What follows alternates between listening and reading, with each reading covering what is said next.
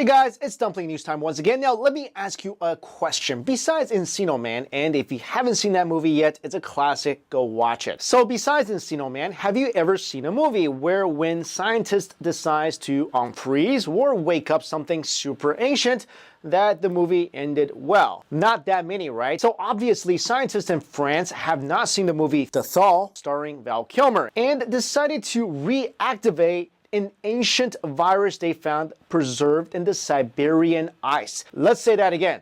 Scientists decided to reactivate an ancient virus they found preserved in Siberian ice. This reminds me of all those ghost movies when a new family, they move into a new house and it's cheap because someone died and it's haunted. So they're like, oh, there's a mass killing here, but it's cheap, so let's buy it. Then they move in, and as soon as they move in, they hear a voice, leave this house. And the family's just like, oh, that must be the house settling. Let's live here anyway. This ancient virus is over 30,000 years old. Don't wake it, let it sleep. Now, what I just read you could be the first line to a lot of horror movies. Let's try it out. Scientists decided to reactivate an ancient virus they found preserved in the Siberian ice, which then infected every human on Earth, triggering the zombie apocalypse. Scientists decided to reactivate an ancient virus they found preserved in the Siberian ice, which infected one of the scientists, making him a deathless serial killer that loves wearing hockey masks. Of course, scientists say the virus is completely harmless to humans. They insist it is a warning about what unknown killer strands could be released by global warming. Have you ever been to the Great Wall? Beautiful, right? Now let me ask you this. Have you ever been to the Great Wall and had an unquenchable urge to just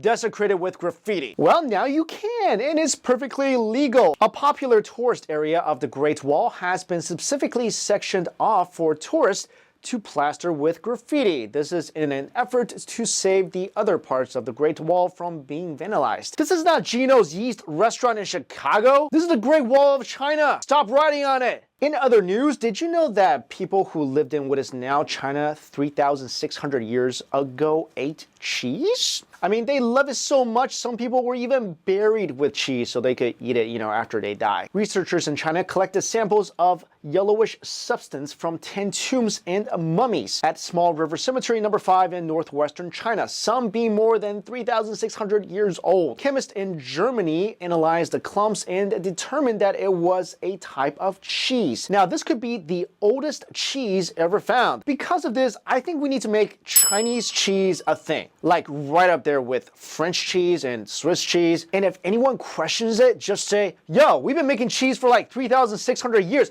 How dare you knock Chinese cheese? Oh, I'm sorry, how does it taste? Yo, I don't know, we don't eat cheese in China. So yeah, Chinese cheese. It's a thing. Now, I like to bring you a story every week that restores our faith in humanity just a little bit. Crystal Whitesell found out her father was not going to live to see her wedding day, so she decided to move it so he could walk her down the aisle. The thing is, her dad's in the hospital being treated for cancer, so she decided to surprise him by arranging to have the wedding ceremony in the hospital in Greensboro, North Carolina. The hospital staff were more than happy to help, and less than a week later, she was married with her father at her side. And finally, our dumpling video of the week. This driver just bought a new car and is taking it for a drive, and at a bus station, a man approached him, you can see it right here, and then proceeded to fake getting hit by his car to try to scam the driver off. So here's the whole video, and this guy's acting is just oh so bad.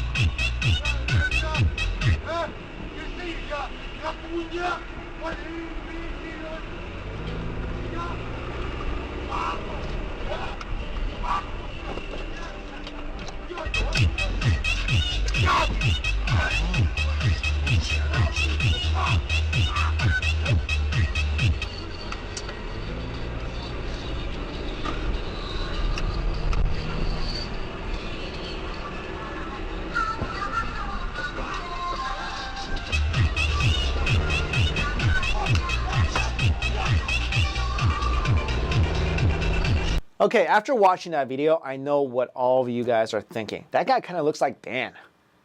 All right, so there you go, guys. That's dumpling news for this week. So guys, if you like this video or this channel or just dumplings or basically anything, hey, subscribe to my channel, like me on Facebook. I'll see you again next time.